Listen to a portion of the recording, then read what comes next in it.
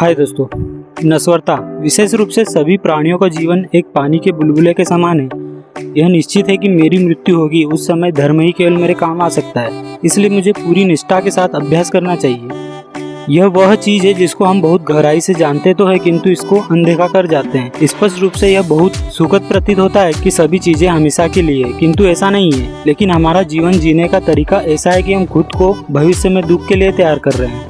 नस्वरता क्या है? जैसा कि पहली पंक्ति में कहा गया है, ये दुनिया तथा इसमें रहने वाले सभी जीव नश्वर हैं। जबकि कहा गया है कि संसार तथा इसके सभी जीव ही नहीं बल्कि सारा ब्रह्मांड ही नश्वर है। ग्रह टूटते हैं, ब्लैक होल्स बनते हैं, यह सभी नश्वरता का ही प्रतीक है। चलो धरती की तरफ ध्यानपूर्वक विचार करते हैं। हम सभी परिचित है कि पृथ्वी बदल रही है और ज्यादातर अपने ही कृत्यों के कारण 1000 वर्ष पूर्व यह धरती दूसरी ही तरह की थी। अंततः इस तरह के जीवों की किस्में विलुप्त हो गई, जंगल खत्म हो गए, झीलें सूख गई, जबकि मानव सभ्यता की अनोखे ही रूप में प्रगति हुई। यह सभी बदलाव के ही कारण संभव हुआ है। मौसम प्रतिपल बदलता है तथा समय के साथ ऋतुएं भी बदलती है। हमारे विचार तथा भावनाएं भी, हमारे चारों ओर सब कुछ बदल रहा है। यह एक बड़ा सत्य है जिसे हमें अपना लेना चाहिए। नस्वरता तथा बदलाव के प्रति संघर्ष इसलिए भी बना रहता है क्योंकि हम जीवन के प्रति बहुत आसक्त हो जाते हैं। वस्तुओं के प्रति मोह होने के कारण हम यह मान लेते हैं कि जो हमें प्रिय है वह सदैव बना रहेगा, और जब ऐसा नहीं होता तो हम दुखी हो जाते हैं। दूसरी ओर अगर हम कठिन समय का अनुभव करते हैं और अचानक सब कुछ ठीक हो जाए तो हम बहुत प्रसन्न होते हैं, किंतु चीजें बदल रही है। उदाहरण के लिए, यदि हम बीमार हैं और ठीक हो जाते हैं तो हमें यह बदलाव अच्छा लगता है। इसी तरह यदि हम अपनों से बिछड़ जाते हैं तो हम बहुत पीड़ा महसूस करते हैं, किंतु जब समय बदलता है और हम उनसे मिल पाते हैं तो हमें अच्छा लगता है। इसी प्रकार यदि हम अपनी नौकरी गंवा चुके हैं और आर्थिक दिक्कतों का सामना कर रहे हैं तो नई नौकरी मिलने पर हम अत्यंत सुखी होंगे। इस प्रकार हम यह कह सकते हैं कि हमारा बदलाव के प्रति नजरिया ठीक नहीं है। ऐसा प्रतीत होता है कि बदलाव के स्वभाव को ठीक से समझ नहीं पाए और न ही इस पर विचार करते हैं। इस पर मनन करने की तो बहुत दूर की बात। बदलाव या नस्वरता को सही ढंग से समझा जाना बहुत जरूरी है ताकि यह हमारे जीवन जीने का हिस्सा बन सके। ऐसा करने के लिए हमें इस पर मनन करना चाहिए, किंतु इससे पहले हमारे लिए ऋतुओं की नस्वरता का कारण जानना आवश्यक है। वस्तुओं की नस्वरता के सिद्धांत को जानने से क्या लाभ होगा? एक तो इससे हमें अपने जीवन में एकाग्र होने में मदद मिलेगी और हम लक्ष्य को निर्धारित कर सकेंगे। इस अमूल्य जीवन में मिले समय को व्यर्थ नहीं गवाए। जैसा कि हम पहले भी बता चुके हैं, दुख 3 विषयों के कारण आता है। हमें इन 3 विषयों को खत्म करने की दिशा में कार्य करना चाहिए। नस्वरता समझ आने पर हमें समय व्यर्थ न करने की शिक्षा मिलती है। अन्य अल्पकालीन फायदा इससे यह होगा कि हमारा वस्तुओं के प्रति ज्यादा लगाव न होगा। इससे वस्तुओं के समाप्त होने बदलने के समय हम दुख नहीं होंगे। हम नाशवान वस्तुओं से सदा मिलने वाली खुशी को प्राप्त करने की कोशिश भी नहीं करेंगे। वस्तुएं नश्वर एवं परिवर्तनशील है। यह समझ हमें ध्यान करने के लिए भी प्रेरित करती है। केवल ध्यान ही नहीं अपितु पूरी निष्ठा एवं शांति के साथ किए गए ध्यान के लिए भी प्रेरित करती है। अगर हम आलस्य अनुभव करते हैं तो हमें आलस्य की नश्वरता जानकर इससे प्रेरणा लेनी चाहिए। एक क्षण रुककर यह जानने का प्रयत्न करें कि हम प्रत्येक दिन कितना समय व्यर्थ गंवाते हैं। हम समय गंवाने में निपुण हो चुके हैं। हमारे बिना जाने ही ये दिन महीनों में बदल जाते हैं, फिर महीनों सालों में, और फिर एक दिन जब मृत्यु का समय आता है तो हम स्वयं को मृत्यु शैया पर पश्चाताप करते हुए पाते हैं। यह विचार आगे इस प्रकार है कि प्रत्येक जीव का जीवन एक पानी के बुलबुले जैसा है। यह अनिश्चित है कि कब मेरी मृत्यु होगी और मैं एक पार्थिव शरीर हो जाऊंगा। मैं अपने बचपन के बारे में सोचता हूँ तो मुझे यह याद आता है कि मैं किस तरह पानी के बुलबुले हवा में उड़ाकर उन्हें अपने बाजू पर पकड़ता था और ज्यादातर वह मेरी बाजू पर आने से पहले ही फूट जाते थे। और जब कभी मैं सफल होता कि कोई बुलबुला मेरी बाजू पर बैठता, पर वह बिना किसी चेतावनी के किसी क्षण फूट जाता। हम भी नहीं जानते कि हमारा बुलबुला कब फूटेगा, किंतु यह अवश्य जानते कि फूटेगा जरूर।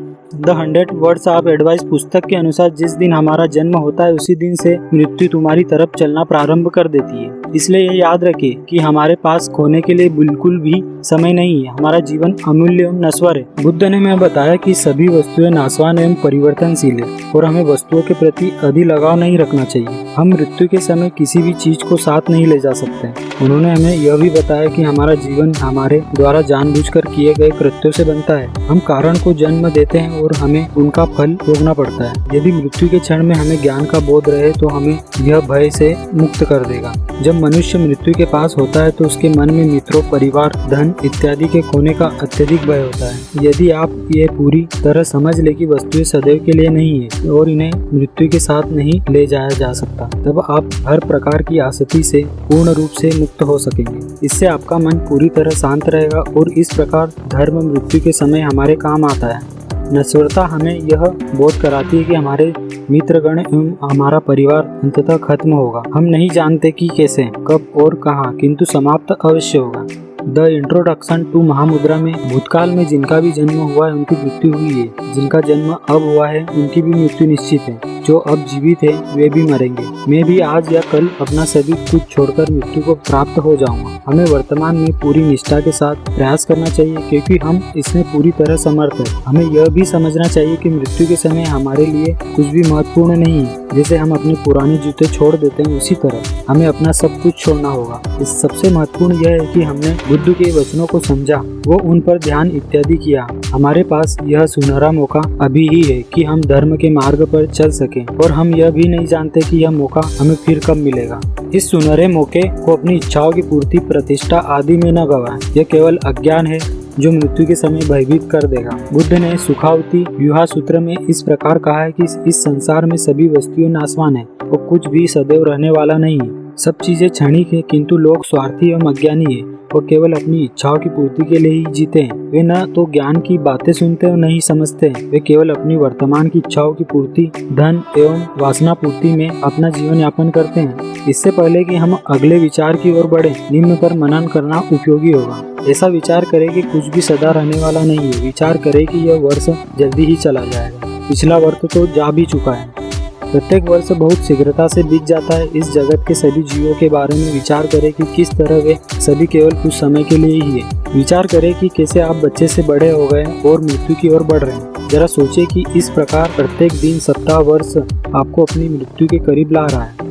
इन सभी तथ्यों पर मनन व ध्यान करें। ये आपको परेशान करने के लिए नहीं, बल्कि यह समझाने के लिए है कि कुछ भी सदा के लिए नहीं है और ध्यान व धर्म के अभ्यास का समय अभी भी, ताकि आपके दुखों का अंत हो सके। हमारे पास व्यर्थ करने के लिए समय नहीं है। उन लोगों के बारे में सोचिए जिनकी मृत्यु हो चुकी है। उन सभी लोगों के बारे में विचार करें जिन्हें आप जानते थे किंतु वे अब नहीं है, अर्थात मर चुके हैं। कुछ लोगों की आयु ज्यादा थी, कुछ कम आयु के थे, वो कुछ हमारी आयु के थे। ऐसे बहुत से लोग हैं जो बिना किसी आध्यात्मिक तैयारी के मृत्यु को प्राप्त हो चुके हैं। ऐसे समय के बारे में सोचे जब आप किसी की मृत्यु के बारे में जानकर अति व्यथित हो गए थे, जबकि आप स्वयं सदा अनिश्चितता एवं नश्वरता से घिरे रहते हैं। अखबार पढ़े या समाचार देखें और जानिए कि आज कितने लोग या तो मर गए या मार दिए गए। इन पर मनन और ध्यान करें। यह समझने का प्रयत्न करें कि मौत तो हमारे चारों ओर विराजमान है और इस बात से प्रेरणा लेकर अभ्यास करना शुरू करें। मृत्यु के अनेकों कारणों पर विचार करें। ऐसे बहुत से कारण हैं जिनसे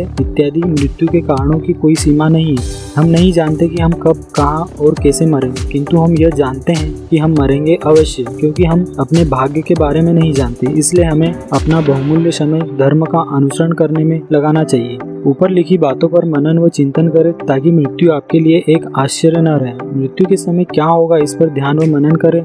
यदि आपने अपना जीवन व्यर्थ ही गलत कार्यों को करते हुए व्यतीत कर दिया है, जैसे कि इच्छाओं की पूर्ति करने में, क्रोध करने में, अज्ञानता में, तो निश्चित ही मृत्यु के समय आप अत्यंत भयभीत होंगे। आप अपने मन पर काबू नहीं रख पाएंगे तथा आपका मन पूरी तरह अनियंत्रित हो जाएगा। आप प्रत्येक प्रकार की डरा देने वाली परिस्थितियों के बारे में सोचेंगे। वो अपने मित्रों और प्रियजनों को खोने से डरेंगे। आप यहाँ तक कि अपने धन के बारे में भी चिंतित हो सकते हैं। जो भी पीछे छूट जाएगा, निश्चित रूप से आप अपने मन को बुद्ध द्वारा बताए गए रास्ते पर नहीं ला पाएंगे, क्योंकि आपका भविष्य आपके वर्तमान पर निर्भर करता है। यह अति महत्वपूर्ण है कि हम 10 हितकारी कार्यों पर ही ध्यान करें एवं धर्म का पूरी निष्ठा के साथ अभ्यास करें। मृत्यु के समय चाहे आप कितने ही पश्चाताप से क्यों न भरे हो, तब कुछ भी नहीं किया जा सकता। इसलिए अभी धर्म का अनुसरण एवं अभ्यास करें ताकि बाद में होने वाले कष्ट एवं दुख से बचा जा सके।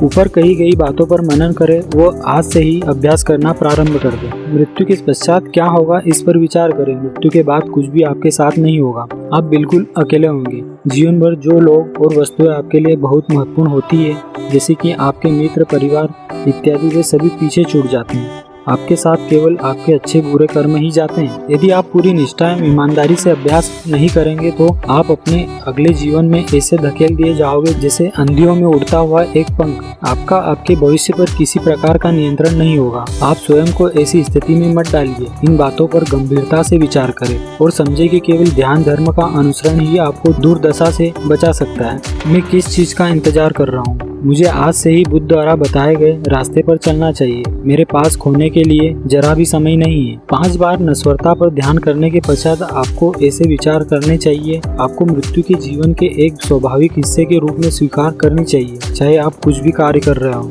अपने परिवार, मित्रों तथा भौतिक वस्तुओं के प्रति इच्छाओं से विचलित नहीं होना चाहिए, क्योंकि मृत्यु के समय ये सब किसी प्रकार से काम नहीं आएंगे। मैं समझता हूँ कि इसमें से बहुत कुछ नकारात्मक प्रतीत होगा, किंतु वास्तव में ऐसा नहीं है। हमें इन सबसे आध्यात्मिक अभ्यास के लिए प्रेरणा लेनी चाहिए। मैं समझता हूँ कि इसमें से बहुत कुछ नकारात्मक प्रतीत होगा, किंतु वास्तव में ऐसा नहीं है। हमें इन सबसे आध्यात्मिक अभ्यास के लिए प्रेरणा लेनी चाहिए। हमें अपने जीवन में खुश रहना चाहिए तथा कोशिश करनी चाहिए कि हम जीवन को पूर्ण रूप से जिए। बुद्ध ने हमें यह नहीं सिखाया कि हम अप्रसन्न रहें। हमें यह समझना चाहिए कि सब चीजें नश्वर हैं, किंतु इससे हमें अपने जीवन में आनंदित होने से नहीं रुकना चाहिए। सत्य तो यह है कि यदि हम कुछ करना चाहें तो हमें इस प्रकार ज्यादा विचार नहीं करना चाहिए, क्योंकि हम जानते हैं कि शायद हमें दूसरा अवसर कभी न मिले। जब भी आप इस विचार को पढ़े तो इस बात पर मनन करें कि मृत्यु आपके द्वार पर दस्तक दे रही है तथा अब भी अभ्यास करना है, क्योंकि आपके पास व्यर्थ करने के लिए बिल्कुल भी समय नहीं है। दोस्तों, ये बुक कंटेंट मैंने बुद्ध का मुक्ति मार्ग, गौतम बुद्ध की शिक्षाओं पर आधारित एक व्यवहारिक मार्गदर्शिका बुक से लिया गया है, जिसके लेखक है कर्मा येशे रग्बे। यदि आप भी इस बुक को डिटेल में पढ़ना चाहते हैं तो इसका लिंक डिस्क्रिप्शन में दिया गया है, वहाँ से आप इसे बाय कर सकते हैं। थैंक यू दोस्तों।